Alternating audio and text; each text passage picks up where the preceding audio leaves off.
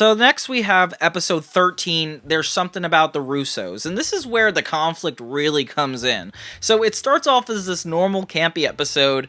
Billy decides to make popcorn, but uses magic to do it, and Milo's like, why would you do that? It just takes 3 minutes. And it's so funny, it's the most like mundane humor, but the kids are really good at carrying it out. And Milo's rival, Bianca, is already getting suspicious of the Russos to begin with, and now it's going to be a lot harder because she ends up seeing Billy use magic on the popcorn. The B-plot is interesting in this episode. So Roman has a date with that girl from earlier. All these episodes finally lead to something, and he really wants to impress her, so he's asking advice from Billy. But really, he's focused on wanting this to be a secret. And the episode seems pretty normal until Bianca comes into the room, approaches Milo, and says that she saw something crazy go down. But then I saw Billy pop a bag of popcorn right on the counter. It's funny because, like, nobody is taking this Bianca girl seriously, and yet the audience knows, like, she knows they're wizards at this point. Like, you guys are screwed if she sees this. She ends up telling Milo what she knows, and he panics and pushes her into the mirror. So we thought that she was suspicious before, but now she definitely knows. And then the mirror breaks. So now this girl is stuck in the original wizard lair with all that magic stuff going on.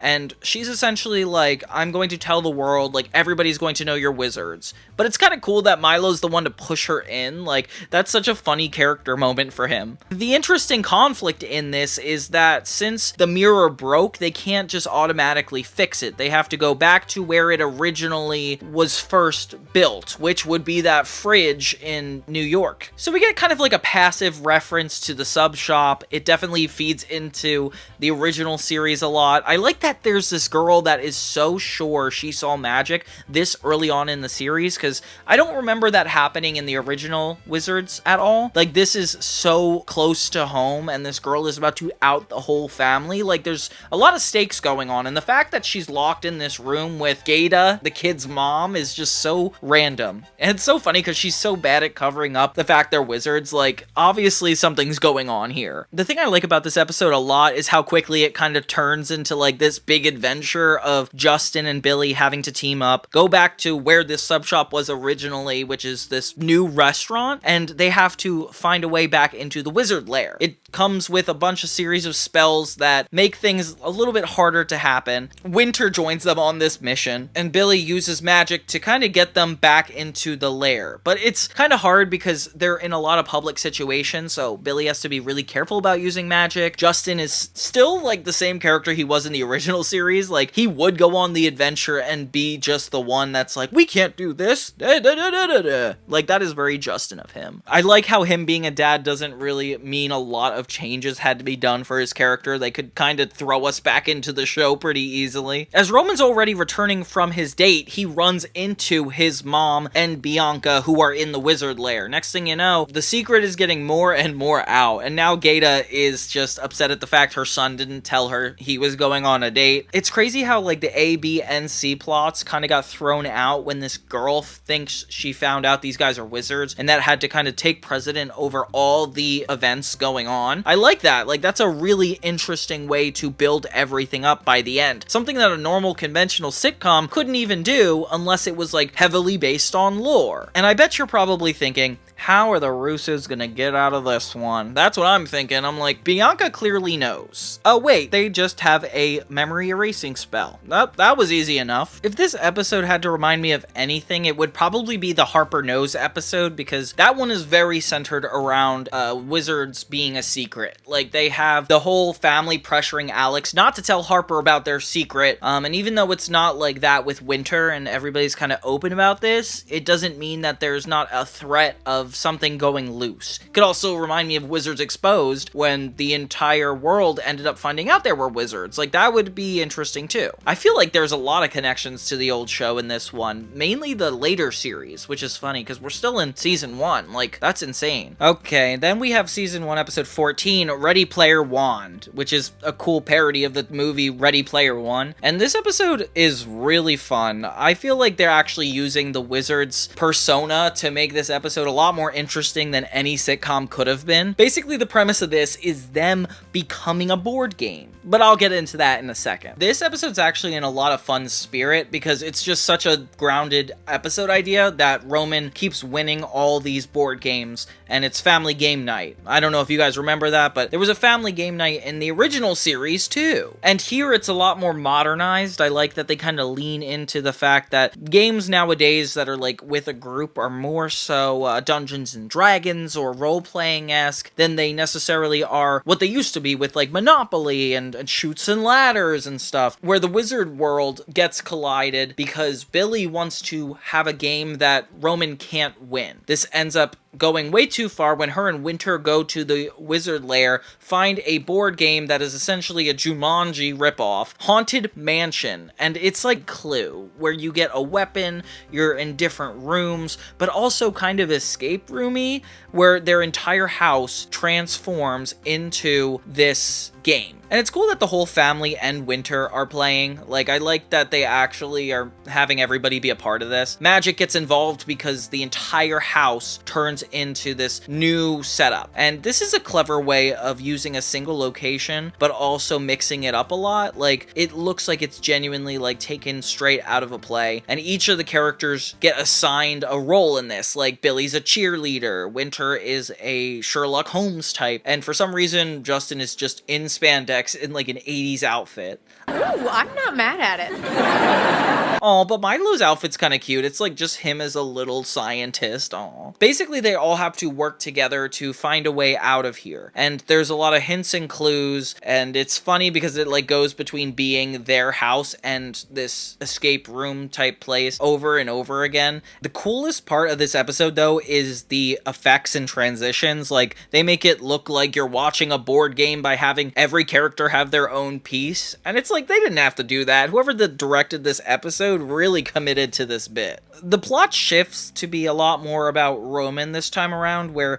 he's so focused on winning and Billy's so focused on trying to prove him wrong that they end up getting into actual danger. A spider ends up catching all the characters in a web, albeit comedically, having them like be pretty much stuck, and the only one that could really save them is Roman, but Roman's real fear is spiders, so he does not want to take them on, and he's so funny when he's scared. He just like runs away despite the fact he's dressed as Indiana Jones. Kind of feels like a little bit of a horror episode in a way, which I like. And as they're like crammed up in the kitchen with this giant spider about to eat them, it's almost like things are actually about to go wrong until they realize all they need to do is solve the game. And once they get that figured out, then everything goes back to the way it was. So nothing was really at stake, but at the same time, everything was happening. You know, like, we were invested in Roman's story, and we were interested in seeing if Billy had to save the day, or if he can actually come through and help. And I like that a lot. And I like that Justin was a good sport about it, and really cared, because it still means he could be nerdy while also having fun, you know? After that episode, things start getting serious, and they don't calm down, which is good because that was like a nice filler episode. I was gonna spend time talking about how it reminds me of Family Game Night from season 2 of Wizards of Waverly Place, but do you really need me to go into all that? Because I'm pretty sure it's self-explanatory. The next episode, 15, Quest Birthday Ever, is when things actually get kicked up a notch.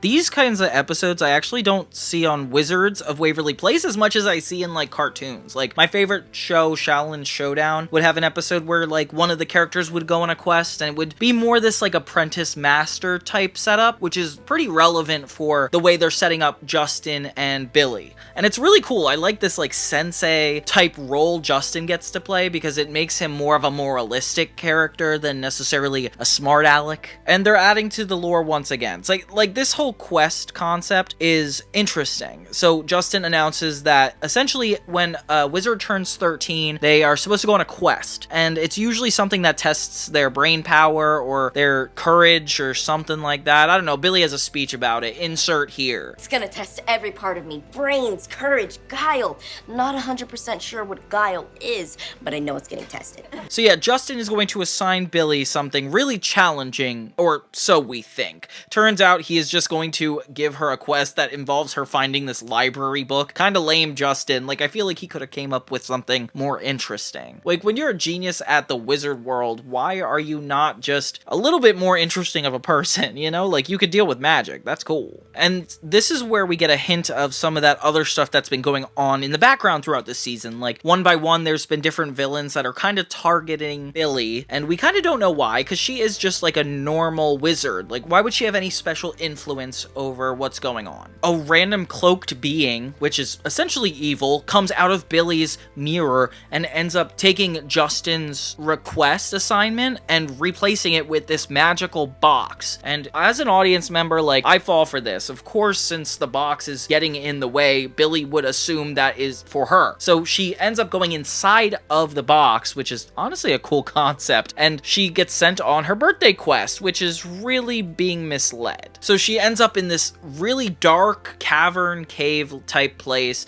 that says only the truly powerful may pass. And it's so perfect because of course she assumes this is Justin, and wow, that's scary already. Justin's got some funny bits in this episode, like thinking he's so clever to send her to the library, and he does like some weird sleuthing thing down the hallway, which is worth watching. I don't know, this episode just made me laugh out loud a little bit. And Gaeta has a really sweet side to her. Like, she wants to throw Billy a party for her birthday, and she just wants her to have a good time because she hasn't really had that kind of warmth in her own life before. They end up getting a party planner that kind of streamlines everything to be a lot more what Gianna wants than anybody else, like even for Billy. He's like a wizard party planner, which I didn't realize we needed. But that's not actually what the episode's about. Let me get back to Billy. So Billy is in this really dark cavern, fire spewing up from the ground, and she basically has to platform over a bunch of random canyons. I don't know why there's no metaphor behind this. It's just a random setup. There's kind of unnecessarily a C-plot where Roman and Milo are playing video games, but they get bored, so they end up seeing what Billy's up to and find the chest. They end up going into the cavern with Billy, which I don't think is 100% necessary, but whatever, it's part of the plot. And they help her get to the end of her quest, which turns out to be to get this really shiny amulet that's across the cavern. They use their video game skills to help her get to the end. And I wish there was more of a metaphor for this. Like, is it teamwork? Is it like meant to be? It feels kind of randomly placed that Milo and Roman are helping her. I mean, they have some good one-liners, so I guess that's a reason to keep watching. Like, the comedy in the show is really good and spot on for the fact that they're so focused on the lore. Right as they get the amulet, they're about to head back, but end up in danger, only falling from a cliff, which is terrifying. Justin ends up jumping into the quest and helping save them all. That's when they realize that the quest was kind of being misled. Like, this is not what Justin had them do. So everybody's a little confused and off-put by whatever just happened, leading to a really weird energy. Something I kind of like that the show is not afraid to give us as an audience. Like, I should be a little bit worried about what's going on. Questions keep coming up and nothing gets answered.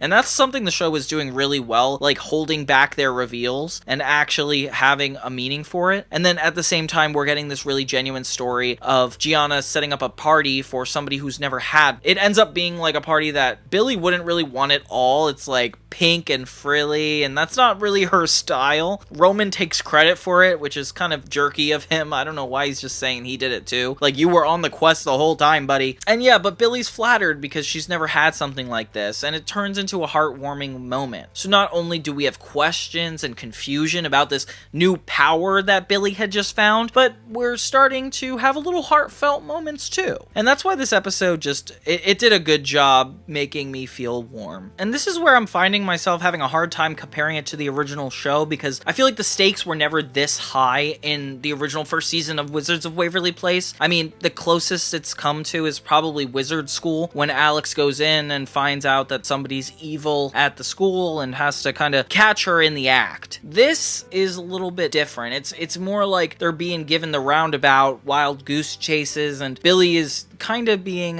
coerced into falling for something, some kind of dark magic that we're not quite sure of yet. And in the original show, like when it did get kind of plot twisty, we saw a lot of these elements, and they're doing it really well this time around. Like, it feels like the original show, but also jumping off into new territory. Being just about Billy instead of the other show, which was more so about Alex, Max, and Justin, that's like leaning into a stronger narrative. It's easier to go from episode to episode and be more serialized when we're following one character and their emotional journey, especially as we see her go from being a rebel and like trying to figure out what she sees in herself, as well as like becoming this wizard and coming of age. Like, there's a lot of elements that make this feel very organic in a way that I can't even like compare to iCarly or any of the other reboot shows. Like, they all do such a good job at being their own thing while also respecting the initial show.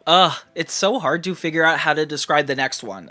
Season 1, episode 16 is called While You Were Sleep Casting, and it's a funny episode, but also it definitely reeks of nostalgia. Like, it feels like it would be in the original show while also accomplishing a decent bit of plot, because it's kind of about Billy trying to fit in. Billy and Winter get an opportunity to mingle with one of the popular girls at school. This means a lot to them, something that I hadn't seen in so long. I feel like I didn't realize teenagers still kind of broke off into different sectors of popularity, but I like that like they're focused on like Billy wanting approval from this girl. Like, she's really sweet, and Roman also has a crush on her, which, Roman, don't forget about that fairy tale girl. What happened to her? So things escalate really quickly for Billy in this, because this new girl wants to be their friend, and they're like, oh, let's hang out after school, cool, yeah. And then when they get back to Billy's house, Gaeta is like, why don't you sleep over? And Billy's like, no, I have a problem with that. And it kind of gets this dramatic twist that we don't really know what it is. And then she reveals to Winter that it's because she sleep casts sometimes,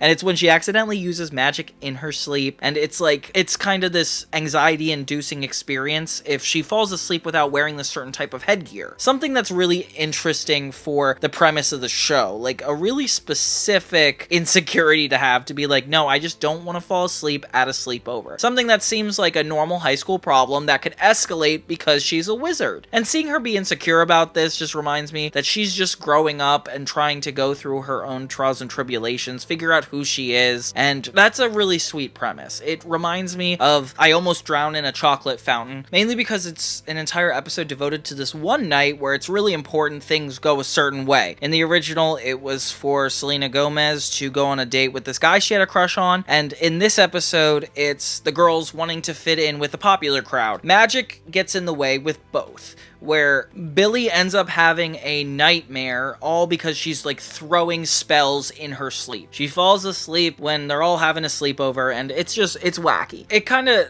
reaches into the insecurities that Billy's been having lately, and it is really an interesting plot point to see this character care so much about how she's perceived. And it's funny because in the I Drowned in a Chocolate Fountain episode, something similar escalated where magic got to Alex in a way that she started caring more about chocolate than she did about her normal circumstance. Like, in this way, sleep casting is Billy's distraction and kind of getting in the way of her normal life. But they did a really good job at evolving the show to be something a lot more interesting than impressing a guy. You know, like, this is actually what Billy's going through. Something that the new show does really good. In the B plot, Justin and his kids are trying to have a boys' night since the girls are having a sleepover, okay? I like it when shows theme around this idea that, like, the genders switch off and then they bond over really specific things, and then, I don't know, it's funny in a sleepover setting. I feel like they kind of did it in the new iCarly with Miss Benson sleeping over one of their houses, and that was unexpected but fun. Everybody but Billy gets involved in this sleep casting incident because all these spells are going so haywire, and Gaeta is the one who inevitably goes into her dreams and helps her out by hearing why Billy's insecure. And it's really sweet. It's a nice moment. The sleepover ends in embarrassment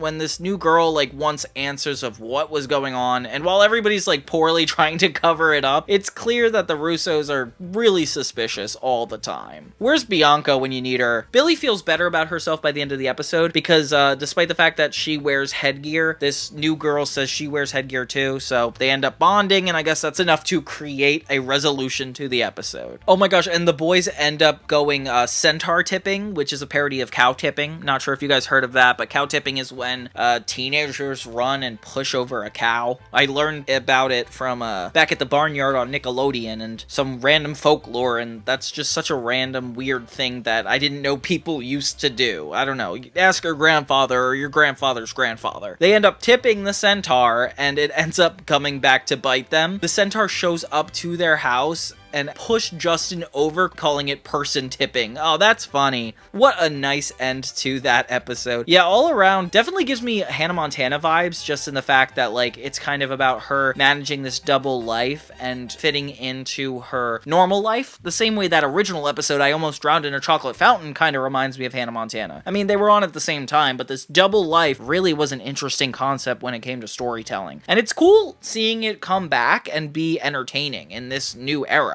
Season 1, Episode 17 is called Abra Disaster, and this is a Winter and Billy episode, something I really wasn't expecting. The whole premise around this is the moral that being honest is better than being nice. Yesterday she pulled a rabbit out of a hat. I didn't know rabbits could scream, but now I do. So Winter is getting into magic. She wants to be kind of like the Russos, you know, this new family she's trying to fit into, which is kind of a sweet concept. And she does a magic trick for them, and they're like, oh my god, this is so bad. But Billy doesn't want to tell her the truth. She doesn't want to hurt her feelings. So she just says she was good at it. And next thing you know, Winter is trying to compete in the magic show, so she could actually, like, prove that she is one of them, which is actually really sweet. Roman gets really stressed out because he's gonna have to do a journalistic report of this event, which is so funny. And since Winter's going to be involved in it with this, like, confidence, Billy is worried that she's gonna make her embarrass herself. She ends up using magic to make it seem like Winter is better than how she actually is, and it kind of makes her have to double down on her plans. It allows her to do so well that she's asked to be a part of the full-on magic show. This clearly concerns everybody in the cast because Winter isn't good, and because Billy's trying to be nice, it's all a lie. It reminds me of an episode of Hannah Montana where Lily was so bad at singing, but she wanted to be in the talent show, so Miley told her she was good at singing, only for her to be embarrassing herself. It's so cool that, like, Disney Channel plots can spiritually come back into this new era of sitcoms. Like, that's something I'm really nostalgic about, like when they manage to take old familiar ideas and make new twists on them. It's a lesson in helping somebody too much to a point where they don't learn or grow on their own, which is something I feel like is really relevant today more than ever. Winter's tricks are looking better and better on stage, all because of Billy pulling her own weight. Then of course things have to be escalated way too far as they get into a giant chamber of rising water and they need to escape. And it's crazy because this is when Billy actually got honest with Winter, told her what she was doing, and Winter was, like, betrayed. So the two kind of get into an argument and they can't even resolve it before this whole box of rising water thing happens. And Billy already put her wand down, so they're essentially screwed. I guess they're gonna die in front of their entire class, which, do you think they would make this happen in a middle school performance? I really hope not. It's cute though, because it's the perfect scenario for them to actually start making it up to each other. They have, like, a good heart-to-heart in the moments of death, and everything turns out okay, as something you would not expect in a sitcom. The B-plot's a little basic. It's essentially Justin trying to spend quality time with Milo, and it keeps ending up in, like, a lot of embarrassing scenarios, because Justin really doesn't know how to act cool. Like, he even uses the term on the chain instead of off the chain, and it's like, Justin, you were definitely young at that point when that phrase was invented. I don't know why we're acting like you're too old for that now, you know? Or maybe I'm just insecure because I was his age. Winter somehow came through and got them out of that box, which is insane because she doesn't actually have magic. I don't know how a magic trick would get you out of a life-threatening situation like that, but I guess maybe that's part of the moral of the story. I don't know. All around, this episode was a lot of fun. I feel like it reminds me a lot of spiritual, a lot of episodes of the original Disney Channel shows in spirit. I can't remember a lot of episodes where Alex was trying to help Harper with magic. There was a lot of them though. Actually, there were a lot of episodes where Harper tried to do something her own way. Alex ended up using magic to help her get through that. But yeah, still a good trope. It definitely is necessary to keep in a show like this. I like seeing the fact that Winter is actually interested in being more a part of the Russo's family. It feels really wholesome. The next episode we have is episode episode 18, Hit Me With Your Best Bot. And this one's interesting because Billy essentially is feeling left out now that Roman and Winter are creating a robot and they kind of don't want her involved. It's more of a science thing and Billy's more of magic, which is kind of funny. It reminds me of the Jimmy Timmy Power Hour a little bit. It's cute to see Billy feel left out. She even recruits Milo to kind of compete against them just to teach them a lesson. And of course, the thing is they're not supposed to use magic, but how long do you think it takes for them to actually use magic? Yeah, not that long. In the B plot, Justin realizes that he needs a serpent scale to help finish this recipe for a spell he's creating. Expired? Those dates are just suggestions. I'm sure it's not really expired. He doesn't have it, so he has to go to this wizard flea market type place, which is a cool idea for a plot. It kind of reminds me of the dragon episode where they have that guy that sells them the dragon and you realize that they could rip you off in the wizard world. Yeah, we get to see a lot more of the wizard world and how like potions and things can be traded or bought, which is kind of cool. So Billy and Milo get this giant cauldron and they try to make a robot out of like a bunch of just random pieces. It's so funny to see them just like throwing stuff in as if it's just gonna create a robot. And seeing Milo and Billy bond is really cute because I feel like I've not seen plots with them yet. It's definitely gonna grow the show a lot more the more the siblings get along. Like, it makes me think of the original series a lot more. Yeah, so at this market, Gaeta follows Justin and she finds a lot of really cool stuff. We get a lot of fun magic moments, like the fairies are working there, and Gaeta accidentally takes something that turns her into a troll, which, by the way, I get it. We like the original series and when it did like cheesy makeups or special effects, but it's kind of awkward to see her as a purple monster the whole time. Justin's whole plot is he keeps offending this one ogre with one eye, and I love seeing him like try to defend himself. It reminds me a lot of like Drake and Josh, with Josh trying to fit in but going horribly wrong. Like, Justin's really good at being that type of character too. As the robot competition continues, they start trashing each other and even fighting at school about who is going to win this. And it becomes more about magic and science. Oh, and Billy brings this giant new robot and they're kind of like, you used magic? And she's like, no way, why would I do that? But it's like a huge robot. There's no way you just made that. Like, come on, Billy. But they acknowledge it, so it's a lot funnier that way. It ends up going buck wild all over the gym room floor during this robot war competition. It reminds me of that robot war episode of Zoe 101 where they have robots fight each other.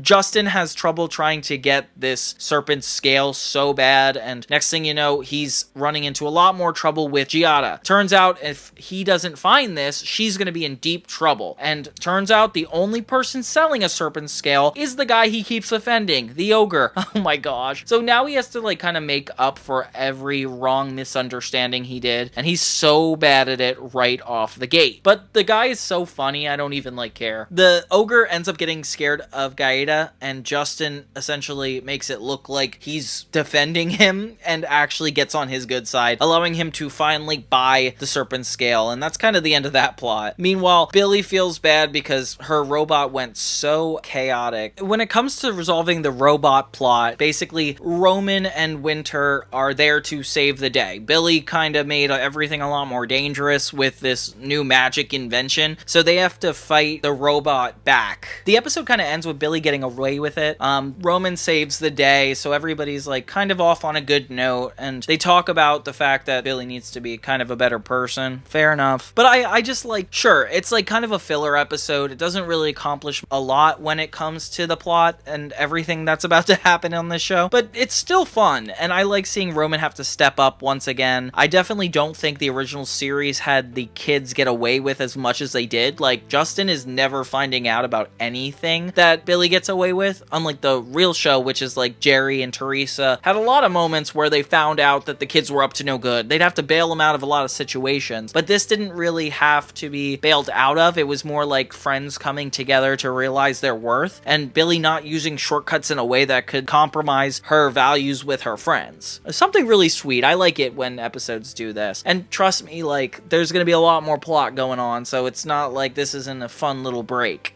Oh, well, speak of the devil, or should I say wizard, episode 19, Raiders of the Locked Archive, is when things get a lot more intense. So there's two things going on in this episode that I feel like it's a double A plot episode because so much is happening. So the whole family is going to be heading to the wizard commissioning office because Justin has a chance to be on the board, which would mean he was in a big position of power ever since he was fired from WizTech, which would kind of be a big dream of his. So he's really hyped on it. I like that we're kind of steering away from the school plot lines and going a little bit more into the wizard world plot lines. We see the woman come back from the episode before where she was testing on Roman's wizarding skills. So there's a lot of consistency. This woman is a lot of power at the wizard community. And sure, that sounds like it's a really steep, but guess what's even more steep? The fact that Billy still has that amulet from the Quest episode. So I feel like if we were talking about filler, like this immediately precedes the events of that episode where she's a lot more curious about this amulet and it almost is like drawn to her, concerning her a little bit. And this is where we're gonna get our answers in this episode. Something that I've really wanted. They have a sweet moment where Billy is like bringing the amulet with her and she wants to find more answers. And Roman's like, okay, but like you can't keep secrets from us. Like it's okay to keep it from the parents, but not from us. And that's a loyalty thing. I like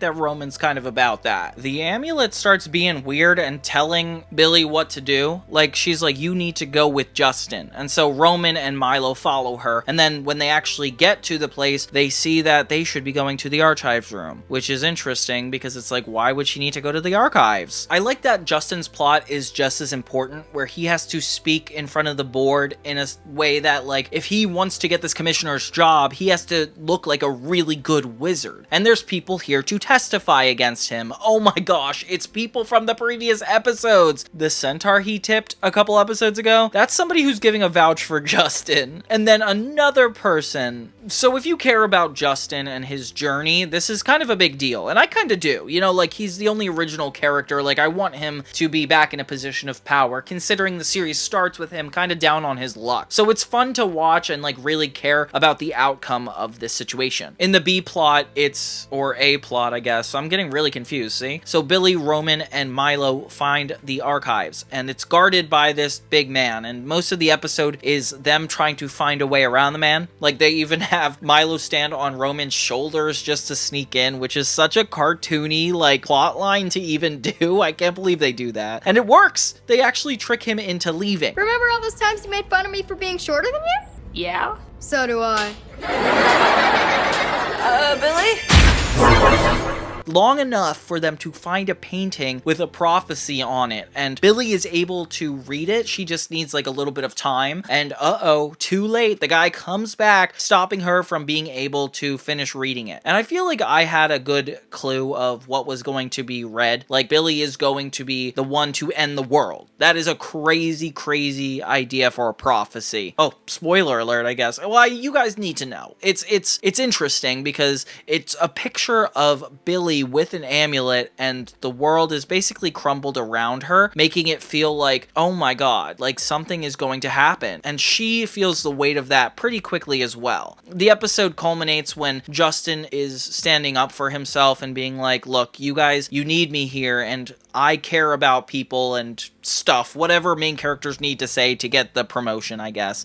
He realizes something more important than getting this role is that Billy is in trouble and he can sense it. So he goes to the archives to kind of defend Billy in a little magical battle between him and the guardian of the office, which is really cool to look at. But in this scenario, Justin's kind of the bad guy. Like, this guy's getting paid to block this archive. So why are you fighting him, Justin? But yeah, a lot of moralistically questionable things go on here, but I like it that it's more in the wizarding world that these things happen. The commissioner that is usually in charge of everything comes in and defends Justin, saying that they want him to be a part of this position of power, which is really exciting for kind of everybody. In the end, Milo actually steals the prophecy, giving it back to Billy. So now she has enough time to read it, sees that she's the one to end the world. Ruh-roh. Existential crisis. crisis cued. And I really like the way they did it. It seemed like it was a simple episode about Justin trying to get a promotion, but you could tell that whatever's going on with this amulet thing is going to be taking precedent really soon. And the fact that Billy is trusting her instinct, kind of keeping it between her, Milo, and Roman is really cool. It all rings like very 2000s plot lines, and the original Wizards almost couldn't do it this well. You know, like there wasn't a build up toward anything big. There wasn't a lot of heart that needed to be had. They were in the same family, so they were kind of sworn to each other. But Billy needing to stay in this family, feeling insecure, like borderline running away at different times. Like, it's important that everything is balanced very carefully in order for her to live there. And I like that. It adds a lot of stakes, and we care about Justin's role in it all. We care about where Selena's been, and there's just so much to expect going forward. And considering we only have 2 episodes left, like, I am hooked. I remember when I first saw this, I like had to go to the next episode and then the following one before I could even stop. I'm gonna ditch comparing it to the original show's episodes because at this point it is just so on its own that we don't even need to jump into that. So the next episode is called When You Wish Upon a Squonk, episode 20, and it actually escalates even further. Now, if you heard me say the title of this episode, which you probably did less than 2 seconds ago, what's a squonk? That's what I'm thinking. That's what you were thinking. That's what we're all thinking. What is a squonk? I went into this episode being so confused about it and interested at the same time. And it has a lot more bigger implications than you think of being like a simple one-off episode. I didn't cover this before, but in the episode, there's something about the Russos when they had Bianca coming so close to finding the Wizards family secret out that they're wizards. She ends up leaving with this like magic crystal like ball, and we find out later what that really was. I like how they kind of didn't tell us before, but now they are telling us. It feels like end of season territory, especially since it starts with Jerry and Teresa coming in as a 2-part finale. Yeah, nostalgia. So they come in and they get to see their grandkids, which I'm like, oh, I forgot they're all related. It's definitely a nice way to go back to the old show without being too cheesy about it. And it sucks that we don't see Selena yet, but hey, just hold on because it's gonna happen eventually. Yeah, and Jerry gets to see Billy again, but this time they actually know each other, and it's kind of sweet to think about that. Teresa and Gaeta have a lot of plot together, which is kind of sweet. Like, I didn't expect them to have so many things in common until Teresa started talking about, like, hey, like, now that you know your family's wizard, like, how do you feel about that? And it kind of opens up, like, a really interesting psychological idea of, like, mental health. Like, are you taking care of yourself? Like, don't let this entire world of wizardry become your world, or if it does, like, make sure like you're taking care of yourself in the process. I like that approach to this episode. So suddenly, and this is where the mystery begins, it starts to snow. Roman and Milo think that Billy did this because it's magic. Who could have done it? And now we just have a little hint that magic is going on and nobody's in control of it. Something I'm kind of scared of. Justin gets the role at the commissioner's office, and it's pretty much his first day right off the bat. I like that. I like that they're just letting us get to see this pan out. And right off the bat, Justin has some problems on his hands. They find out that there is like a magical outburst somewhere in Staten Island. The commissioner is like, aren't you training a wizard? And he's like, maybe that's her. And then we kind of lean into the fact that Billy's always been a rebel, and despite the fact that she's grown a lot since that first episode, they still kind of have their reservations or judgments about her, which is very interesting to start off. It's kind of the boy who cries wolf type story where everybody thinks it's Billy, but that's like doing way more harm than good. Of course, he defends her at first, but secretly he thinks it is her. Then we get a good plot twist. So while everybody's thinking the magic's going on because of Billy, Bianca comes in and reveals that that little ball she had earlier accesses this magic wishing guy named a Squonk. And he's mainly a jokester, somebody who just like causes mischief and stuff. And he definitely reminds me of Beetlejuice. I'm not sure if you guys saw the musical, the show, Beetlejuice, but he is designed exactly like that. And it's funny because it's like he is a troublemaker like that too. You bunch of losers!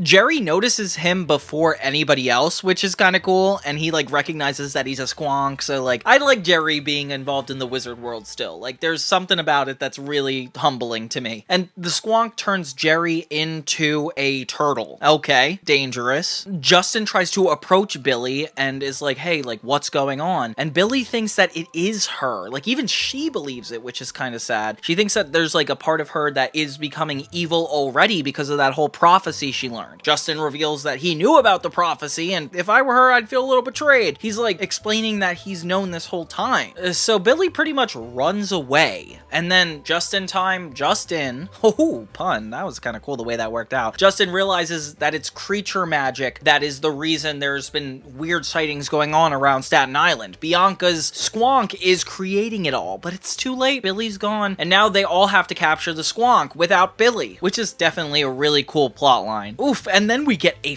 fire finale to the episode where everybody is able to solve the squonk situation, like Jerry, Teresa, Justin, they all come together, solve it, and they're like, where's Billy? And then we find out she ran away. Oh my gosh. Yeah, that leads us to the season finale. Isn't this exciting? Like, they're doing such a good job at leading to a bigger story, and the original show did not do this. Did not. Like, they had a couple, like, specials, like Wizards versus Zombies, this versus this, but like they never really gradually led up to something as much as they're doing here. Now, before we dive into this epic season finale, episode 21, Nigh is Now, we have to acknowledge the fact that there's exactly 21 episodes in this first season, mimicking the exact amount there was in the original Wizards, which, if you knew the original Wizards, the second season's like 30 episodes. I doubt they're going to be doing that, guys, but I don't know. I dare you to match it. We definitely need TV to be longer these days. So yeah, we get to the final episode of the season, and the last two have been 25 minutes as opposed to the usual 22, which is very exciting. I like that they take their time telling a story, and they don't really have to worry about act breaks the way sitcoms used to have to. So we start off right when Billy is missing. It's just Justin, Gata, Winter, and Milo. So even Roman's missing in this equation, which I like. I like that Roman and Billy kind of end up together a lot, especially when Billy and Justin aren't interweaving plots. Like, that's a nice relationship that's kind of